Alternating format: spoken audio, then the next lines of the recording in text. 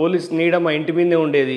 ఎప్పుడు 5-6 పోలీసులు మా ఇంటి చుట్టుపక్కల ఉండేది. ఫోన్ అంతా ట్యాపింగ్లో ఉండేది. ఎవరితో ఏం చేసే ఒక స్వేచ్ఛ లేదు అప్పుడు. అంటే బ్రిటిషర్లు కూడా అంతగానం ఇబ్బంది పెట్టలేదేమో భారతీయుల్ని. అంత దౌర్భాగ్య పాలన అయితే ఎమర్జెన్సీని చిన్న విషయం. ఎమర్జెన్సీ అనేది చిన్న విషయం వీళ్ళ ముందట. మీ పరిస్థితుల్లో మా పరిస్థితుల్లో మాలాంటి వాళ్ళ పరిస్థితులు చాలామంది ఓయూ స్టూడెంట్స్ కానీ వ్యతిరేకంగా మాట్లాడిన పరిస్థితి అధ్వానం ఉండే. ఇప్పుడు చాలా హ్యాపీగా ఉంది. ఫ్యామిలీ తోటి ఎక్కడికి పోయినా ఒక రక్షణ ఉంది. ప్రొటెక్షన్ లెక్క ఫీల్ అయితే ఖచ్చితంగా ఎక్కడ పోయినా ప్రొటెక్షన్ అవుతుంది. కాంగ్రెస్ గవర్నమెంట్ ఉందనే ధైర్యం అవుతుంది. పొద్దున్న లేస్తే మీ ఇంటి ముందు పోలీసులను పెట్టాల్సిన అవసరం గత ప్రభుత్వంలో ఉన్న నాయకులకు ఏం అవసరం ఉంటుందన్న? ఏమవసరం అంటే మనం నిలబడ్డ చోట అలాంటిది. మనము రైతుల కోసం పనిచేసినప్పుడు అది చాలా సున్నితమైన అంశం. రైతు అంటేనే చాలా సున్నితమైన అంశం. ఇప్పుడు రైతులకి దగ్గర అవ్వడం అనేది అంత ఈజీ కాదు, అంత కష్టము కాదు. కానీ నేను ఎట్లా కనెక్ట్ అయిందో రైతులకు కనెక్ట్ అయ్యే వరకు అది కొంతమంది జీర్ణించుకోలేకపోయారు. మళ్ళీ రైతులు గొంతెమ్మ కోరికలు కోరుతారేమో, చక్రధోర వచ్చి వీడు ఎగేస్తుండు రైతులకు అని చెప్పేసి వాళ్ళు ఒక నిర్బంధానికి గురి చేసారు నన్ను. సో ప్రజెంట్ అయితే ఇక వాళ్ళకి ఏమవసరం అంటే వాళ్ళకే అవసరం. ఇందాక మీరు ఇంటర్వ్యూ వచ్చే ముందు మీ ఒక సోషల్ మీడియా అకౌంట్లో చూసిన ఇది ఫోన్ ట్యాపింగ్ సంబంధించింది ప్రభుత్వానికి ఆదేశాలు వెళ్ళినాయి డీజీపీకి అని చెప్పి ఏందా ఇష్యూ? లాస్ట్ ఇయర్ నా ఫోను ట్యాప్ అయింది. మన ఇంట్లో ఒక 15 ఫోన్ల దాకా ట్యాప్ అయినాయి. ఇంట్లో మా మమ్మీ బావ మా అందరిది. ఓకే. ఓవరాల్గా దీనిపైన నేను బంజారాహిల్స్ పోలీసులకు పిలిస్తే పోయినా వివరణ ఇచ్చిన. మరి వివరించిన కానీ ఎలాంటిది మాట్లాడతలేదు. డీజీపీ ఆఫీస్లో ఇచ్చిన.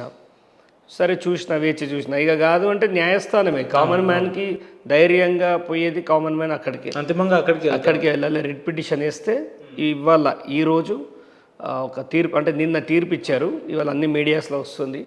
ఈ ఆగస్టు 6 తారీఖు నివేదిక ఇవ్వాలి డీజీపీ గారు అని చెప్పి కోర్టు ఆర్డర్ ఇవ్వడం జరిగింది. మీ ఇంట్లో ఉన్న 15 మంది సభ్యుల ఫోన్లు ట్యాప్ చేయాలి అని అంటే అంత అవసరం ఎవరికి ఉంటుందని మీరు భావిస్తున్నారు? ఇంకా మీకు తెలియని పేరు కాదు అది. ఇప్పుడు డిఎస్సిలో అన్యాయం జరుగుతుంది, రైతు బీమా వస్తలేదు, రైతు బంద్ వస్తలేదు అని చిలక పలుకులు పలుకుతుండు కదా ఒక మనిషి. ఆయనకే అవసరం. పేరు చెప్పని కూడా ఇష్టపడతలేదు.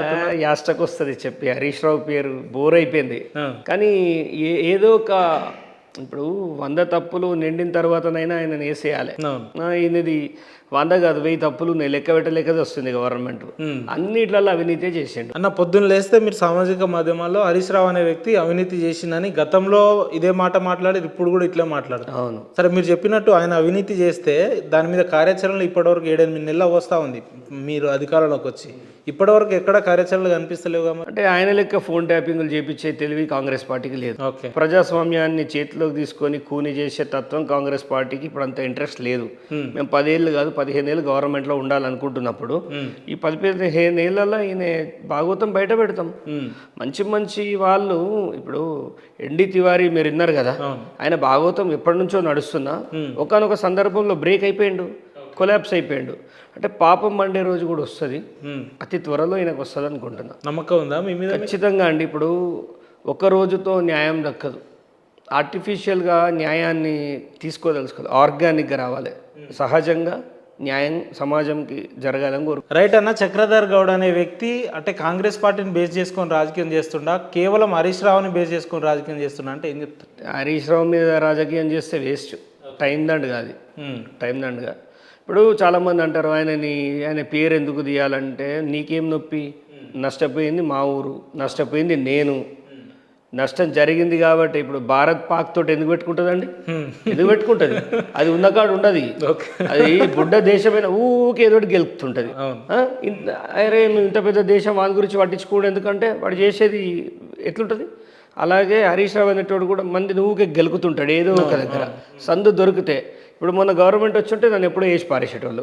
ఇప్పుడు కూడా గతంలో ఆయనకు ఛాన్స్ ఉంది కాబట్టి ఆయన నన్ను తగిలిచ్చాడు. ఇప్పుడు నాకు గవర్నమెంట్ టీఆర్ఎస్ వచ్చి ఉంటే మీరు ఈ పార్టీకి కథం నన్ను సిద్ధపడే ఎన్నికలలో నిలబడ్డా. ఇక కానీ ఏడికై తాడి. కానీ ఇప్పుడు ఒకవేళ ఆ పరిస్థితి వచ్చి ఉంటే ఏం చేస్తుండే? ఏం చేసేది లేకుండా ఏడికై తాడికి పోయేదేముందండి. ఎందుకు అంత ప్రాణం మీదకి తీసుకోవాల్సిన పరిస్థితి మీకు ఎందుకు వచ్చిందంటే? ఒక కాజ్ కోసం బతకాలి మనిషి అంటే. మన భార్య పిల్లలు కుటుంబం ఉన్నప్పటికీ వాళ్ళ జోలికి వస్తే ఎంతటి వాడికైనా మన ఒక కామన్ మ్యాన్ తెలుసుకుంటే ఏమన్నా అవుతుందని చూపించాలి అందుకే నిలబడ్డా, జైలుకి పోయినా, బయటికి వచ్చినా, కష్టపడ్డా, మళ్ళీ మీ ముందట మాట్లాడుతున్నా. వాళ్ళ గవర్నమెంట్ పడిపోయింది కదా ఇవాళ. సో ఇవాళ నాకు అవకాశం వచ్చింది, ఆయన అవినీతి నీకు తీస్తా, రేపు ఏదో ఒక రకంగా ఆయనకు ఛాన్స్ దొరికిందనుకో మళ్ళీ నన్ను వేస్తాడు, నేను కూడా రెడీగానే ఉన్నా దాన్ని. సో ఐఎమ్ ఫుల్ ఫ్లెడ్జ్గా యుద్ధానికి సిద్ధమే పనిచేస్తాను. ఎందుకు అంత అంత డీప్గా పోవాల్సినంత అవసరం మీకు వ్యక్తిగతంగా ఏమొచ్చింది అంటున్నా? మా ఊరు చాలా నష్టపోయిందండి. మా ఊరికి నోరు లేకుండా చేసిండు, మా ఊరు గొంతు కోసిండు, మా ఊరిలో సామాన్యులు మాట్లాడలేని పరిస్థితి. సిద్దిపేట మాది. సిద్దిపేట కాన్స్టిట్యున్సీ మొత్తాన్ని డెఫ్ అండ్ డమ్ చేసి పారేసాడు. అరే మీరేమో మా ఊరిని గొంతు కోసిండు అని అంటారు, ఆయనేమో అరే సిద్దిపేట అంటేనే హరీష్ రావు, హరీష్ రావు అంటేనే సిద్దిపేట అని వాళ్ళు మాట్లాడతారు కదా. ఏం చేస్తాం, చెంచాగిరి చేయాలి. పవర్ ఉన్నప్పుడు తప్పదు. అందరు చక్రధార లెక్క సూటిగా మాట్లాడారు. మున్సిపల్ శాఖలో జరిగిన అవినీతి పైన నా దగ్గర అతి భారీ ఇన్ఫర్మేషన్ ఉంది. అది బయట పెట్టే క్రమంలో ఉన్నా, తొందరలో బయట పెడతా. అన్నీ ఎట్ ఎ టైం ఇప్పలేము కదా, ఒక్కొక్క ఎపిసోడ్.